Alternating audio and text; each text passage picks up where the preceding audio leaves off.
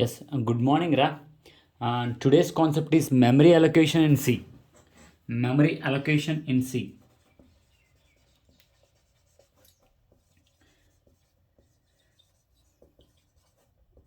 Memory allocation in C. So జనరల్గా memory allocations two types ఉంటాయండి. One is dynamic memory allocation,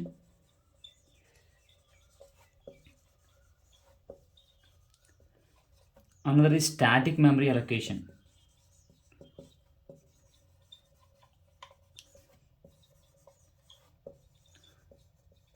so ఇప్పుడు dynamic memory allocation అంటే ఏంటి, static memory allocation అంటే ఏంటి వాటి గురించి మనం మాట్లాడుకుందాం. సో ఫస్ట్ ఆఫ్ ఆల్ ఇప్పుడు మనం ఏదైనా ఒక ఎరే ఇచ్చామనుకోండి. సో ఇప్పుడు ఒకసారి మనం ఏదైనా ఒక ఎరే సైజ్ ఇచ్చామనుకోండి, అంటే ఇలా ఇంట్ ఎరే ఇలా ఒక సైజ్ ఇచ్చామనుకోండి. సో ఒకసారి సమ్ టైమ్స్ ఏదైనా మనం ప్రోగ్రామ్ రాస్తున్నప్పుడు సమ్ టైమ్స్ ఇన్ సమ్ కేసెస్లో మనకి ఈ సైజ్ అనేది ఇన్సఫిషియంట్, అంటే సరిపోవచ్చు సరిపోకపోవచ్చు. అంటే మనకి ఫర్ ఎగ్జాంపుల్ మనం మాట్లాడుకోవాలి అంటే నేను ఇంట్ ఏ ఆఫ్ 4 అని ఇచ్చాను. సో మనం ఇలా 4 ఎలిమెంట్స్ ఉండాలి. ఒకవేళ ఇలా ఇచ్చినప్పుడు మనం కనుక సైజ్ పెంచాలి అనుకుంటే, అంటే మనం అనుకుంటున్నాం కానీ సైజ్ మనం ఫిక్స్ చేసాం, ఇలా ఇన్సఫిషియంట్ అయినప్పుడు మనం ఈ ఎరే సైజుని ఎలా పెంచుకోవాలి అన్నది మన కాన్సెప్ట్. మళ్ళీ చెప్తున్నాను చూడండి. ఇలా మనం ఎరే ఇచ్చినప్పుడు ఫిక్స్ చేసినప్పుడు, ఒకవేళ మనం ప్రోగ్రామ్ పని జరుగుతున్నప్పుడు ప్రోగ్రామ్ మధ్యలో ఎక్కడైనా సైజ్ పెంచుకోవాలి ఇలా ఏమైనా అనుకున్నామో అనుకుంటే, సో ఎలా సైజ్ పెంచుకోవచ్చు అని అంటే using dynamic memory allocation. Dynamic memory allocation ఉపయోగించి మనం ఏదైనా ఎరే సైజ్ పెంచుకోవచ్చు. సో ఒకసారి ఆ ఎరే ఎగ్జిక్యూట్ అయిపోయిన తర్వాత, ఆ ఎరే ఎగ్జిక్యూషన్ అయిపోయిన తర్వాత, అంటే ఆ ఎరే వర్క్ అయిపోయిన తర్వాత ఏదైతే మనం సైజ్ అంటే ఏంటి, మెమరీ పెంచుతున్నాం కదా, ఆ మెమరీ మళ్ళీ మనం ఫ్రీ చేయొచ్చు. అంటే మనం ఏదైనా వర్క్ జరుగుతున్నప్పుడు సైజ్ పెంచాలి అనుకుంటే యూజింగ్ డైనమిక్ మెమరీ అలొకేషన్ ఆ ఎరే సైజ్ పెంచవచ్చు. వన్స్ ఆ ఎరే ఎగ్జిక్యూట్ అయిపోయిన తర్వాత we can free up the memory or size. So అసలు స్టాటిక్ మెమరీ అంటే ఏంటి?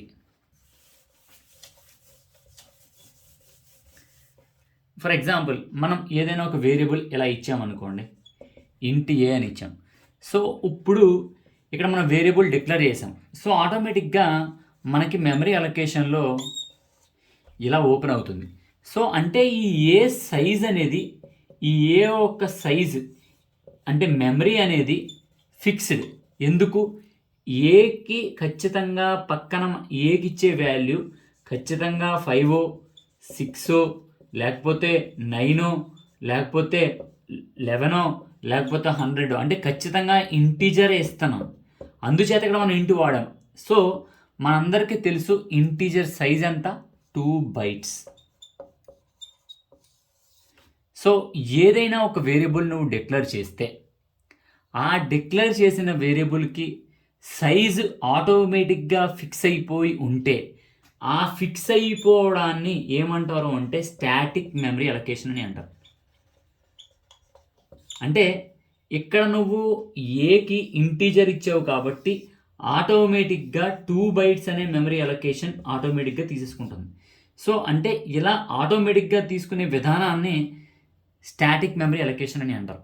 స్టాటిక్ మెమరీ అలొకేషన్లో ఈ సైజు మనం పెంచలేం. It is fixed. We cannot change the memory of an variable using static memory allocation. But dynamic memory allocation ఉపయోగించి ఈ size పెంచవచ్చు. అది మీకు చెప్తాను. సేమ్ వే ఇది ఒక వేరియబుల్ గురించి మాట్లాడుకున్నాము. సో నెక్స్ట్ ఈస్ ఒక ఎరే గురించి మాట్లాడుకుందాం. So for example int D ఇలా ఇచ్చాను. సో ఇక్కడ array size is fixed. 5 elements ఉంటాయా? ఇలా 5 ఎలిమెంట్స్ ఉంటాయి. Using static memory allocation. Static memory allocation ఏం చేస్తుంది అంటే, స్టాటిక్ మెమరీ అలొకేషన్ ఈ సైజుని ఫిక్స్ చేసేస్తుంది. అంటే స్టాటిక్ మెమరీ అలొకేషన్ ఉపయోగించి ఎరై సైజ్ స్టాటిక్ మెమరీ అలొకేషన్ ఉపయోగించి ఎరై సైజ్ని we cannot change but we can change this array size using dynamic memory allocation. D for dynamic, M for memory, A for allocation, DMA అంటారు. Dynamic memory allocation, DMA. So అలాగే structures గురించి మాట్లాడుకుందాం.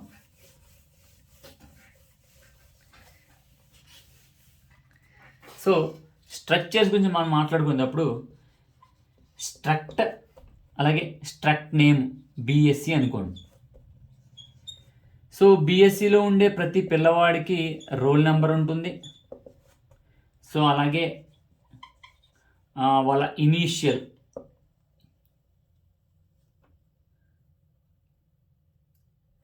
Something సరే వదిలే కానీ ఇంట్, marks,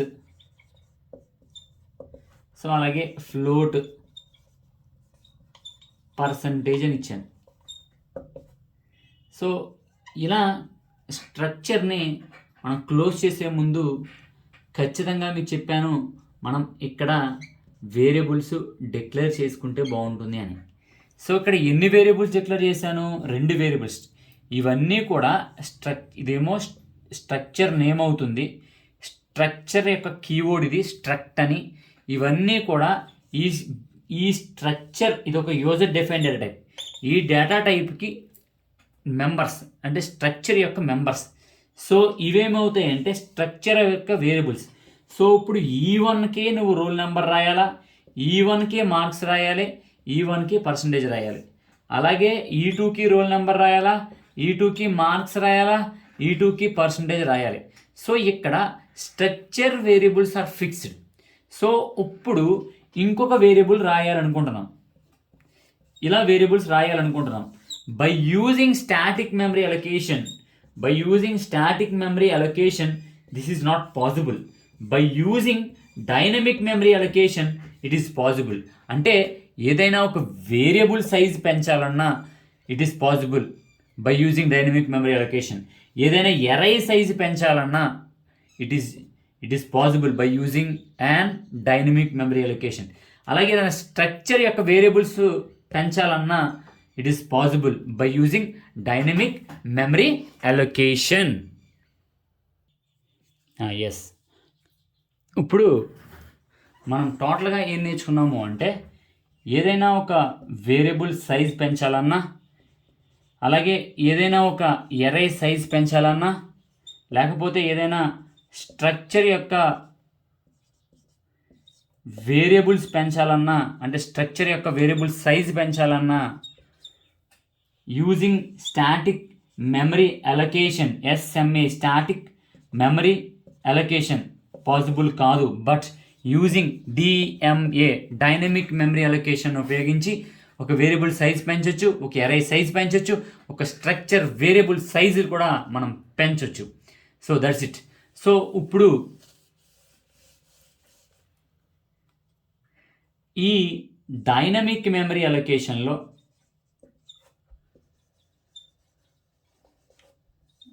dynamic memory allocation మనకి size పెంచుతుంది అని మాట్లాడుకుంటున్నాం.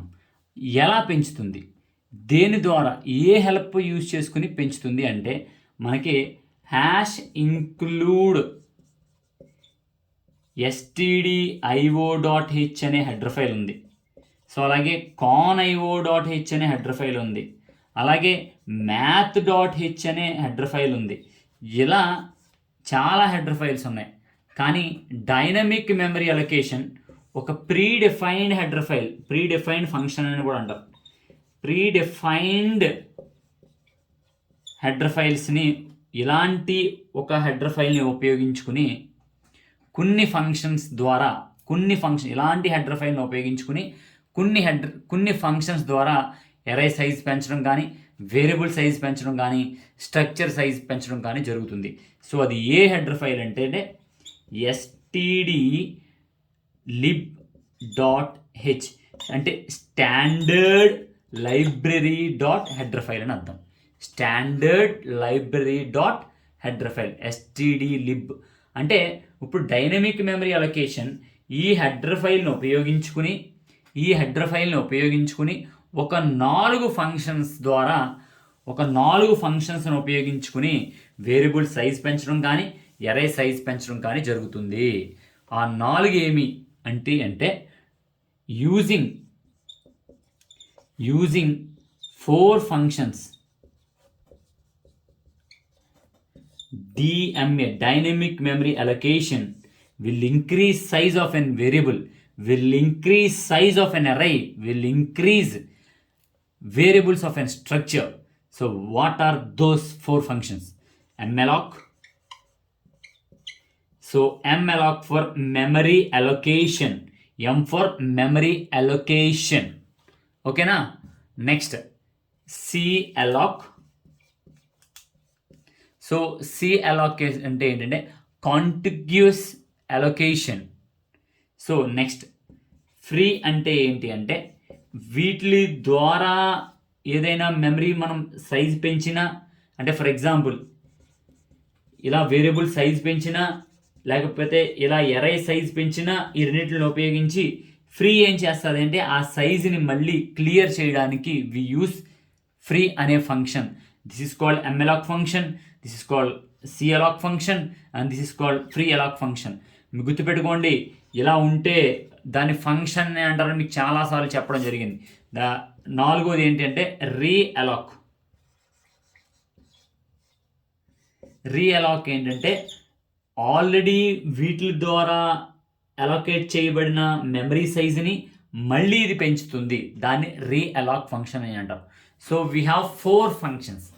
So DMA dynamic memory allocation అనేది ఒక స్టాండర్డ్ లైబ్రరీ ద్వారా, ఆ లైబ్రరీ ఏంటి stdlib.h అనే ప్రీడిఫైన్డ్ హెడర్ ఫైల్ని ఉపయోగించుకుని వాటి ద్వారా ఈ 4 ఫంక్షన్స్ని ఉపయోగించుకుని మనకి వేరియబుల్ సైజ్ పెంచడం కానీ, ఎరే సైజ్ పెంచడం కానీ, స్ట్రక్చర్ సైజ్ పెంచడం కానీ జరుగుతుంది. సో ఓకే, ఇప్పుడు మనం malloc అంటే ఏంటి, what is malloc. malloc function ఏం చేస్తుంది? malloc ఫంక్షన్ అంటే ఫుల్ ఫామ్ మెమరీ అలొకేషన్ అని అర్థం. Memory allocation. ఓకేనా? malloc stands for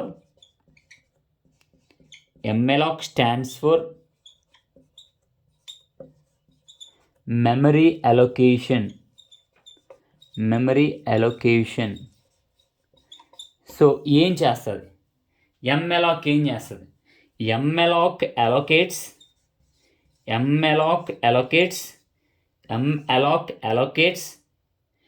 memory to ఏదైనా ఒక మెమరీ టు ఎవరికి?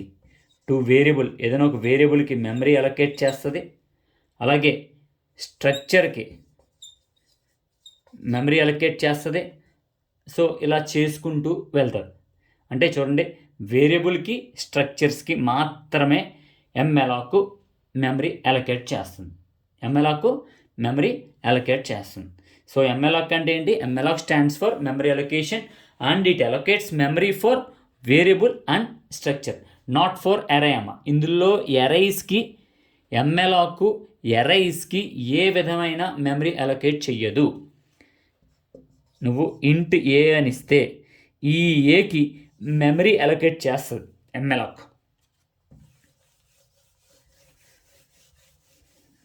మరి ఎరైస్కి ఎవరు అలొకేట్ చేస్తారు?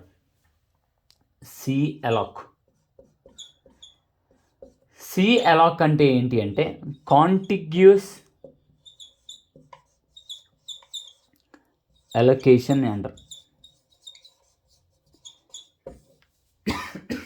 కాంటిగ్యూస్ అలొకేషన్ అని అంటారు. సో ఇది ఎవరికి అలొకేట్ చేస్తుంది అంటే it allocates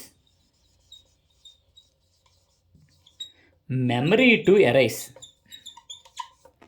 memory to arrays.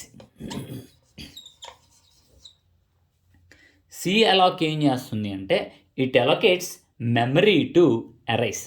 ఇందాక ఎంఎలాక్ ఎవరికి అలొకేట్ చేస్తుంది? వేరియబుల్కి స్ట్రక్చర్కి మాత్రమే అలొకేట్ చేస్తుంది. So next, what is రీఅలాక్?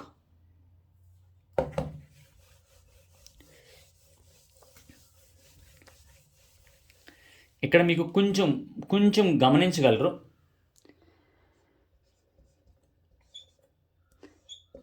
ఇలా ఇచ్చాము అనుకోండి, సి అలాక్ ఏం చేస్తుంది అంటే ఈ 5 వాటికి మెమరీ అలొకేట్ చేస్తుంది calloc. What is realloc? Realloc ఏం చేస్తుంది అంటే రీఅలాక్ ఏం చేస్తుంది అంటే ఒక్కసారి సి అలొకేట్ చేసిన మెమరీని మనం ఇంక్రీజ్ చేయొచ్చు, అలాగే డిక్రీజ్ చేయొచ్చు. అంటే ఫర్ ఎగ్జాంపుల్ ఇక్కడ మనం సి అలాక్ ఏం చేస్తుంది అంటే మనం ఇక్కడ 5 అని ఇచ్చాము, సో 5 మెమరీ అలొకేషన్స్ చూపిస్తుంది.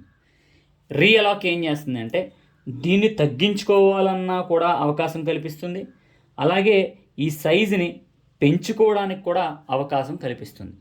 అంటే తగ్గించడానికి అవకాశం కల్పిస్తుంది, అలాగే పెంచుకోవడానికి కూడా అవకాశం కల్పిస్తుంది.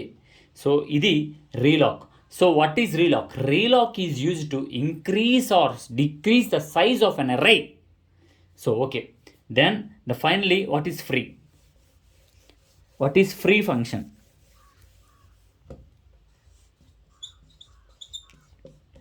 ఫ్రీ ఫంక్షన్ ఏం చేస్తుంది అంటే మొత్తం ఎంఎలాక్ చేసింది, అలాగే సిఎలాక్ చేసింది, అలాగే రీఅలాక్ చేసింది. ఈ 3 ఫంక్షన్ల ద్వారా ఏదైతే మనం మెమరీ అలొకేట్ అయ్యిందో, వేరియబుల్కి కావచ్చు, ఎరేకి కావచ్చు, స్ట్రక్చర్కి కావచ్చు, ఆ అలొకేట్ అయిపోయిన మెమరీని తిరిగి డిలీట్ చేస్తుంది, అంటే ఫ్రీ చేస్తుంది. ఆ మెమరీ ఏదైతే ఆక్యుపై ఉందో దాన్ని చెరిపేస్తుంది. ఈ 3 ద్వారా ఆక్యుపై చేయబడ్డ మెమరీని ఫ్రీ అనే ఫంక్షన్ మొత్తం ఎంటైర్ డిలీట్ చేసి క్లియర్ చేస్తుంది. ఠీకేనా? సో 1-2 సార్లు వినండి. సో ఇంకా చాలా ఉంది దీంట్లో పెద్ద స్టోరీ. సో మీకు అంటే ఒక్కొక్క ఫంక్షన్ గురించి, ఒక్కొక్క ఫంక్షన్కి మళ్ళీ ప్రోగ్రాము, సెంటెక్స్లు చాలా ఉంటాయి. స్లోగా చెప్తాను, ఓకేనా? ఠీకే, థ్యాంక్ యూ. సో అలాగే ఒకటి గమనించండి, నేను మీకు చెప్పాను, మెసేజ్ పెట్టాను, నాకు మొత్తం నా వీడియోస్ అన్నీ పోయాయి, సో నేను మళ్ళీ చెప్పాలి అనేది. సో ఒకసారి ఎవరైనా సబ్స్క్రైబ్ చేయకపోతే సబ్స్క్రైబ్ చేసుకోండి ఛానల్ని. సో ఇది కొత్త ఛానల్. సో ఇది ఒక చిన్న మిస్టేక్, అంటే హ్యాక్ అయిపోయి మొత్తం నా ఎంటైర్ డేటా అంతా కూడా మొత్తం నా కాంటాక్ట్స్తో సహా అన్నీ పోయాయి. సో మీరు ఎవరైనా మెసేజ్ చేసేటప్పుడు మీరు ఓకే అని మెసేజ్ చేసిన పేరు పెట్టండి. పేరు పెడితే నేను ఆటోమేటిక్గా సేవ్ చేసుకుంటాను మీ పేరు. సో మొత్తం కాంటాక్ట్స్తో సహా పోయాయి, ఓకేనా? సో ఈరోజు మధ్యాహ్నం జూమ్ మీటింగ్ ఉంటుంది కదా, ఓకే, మాట్లాడుకుందాం. Thank you.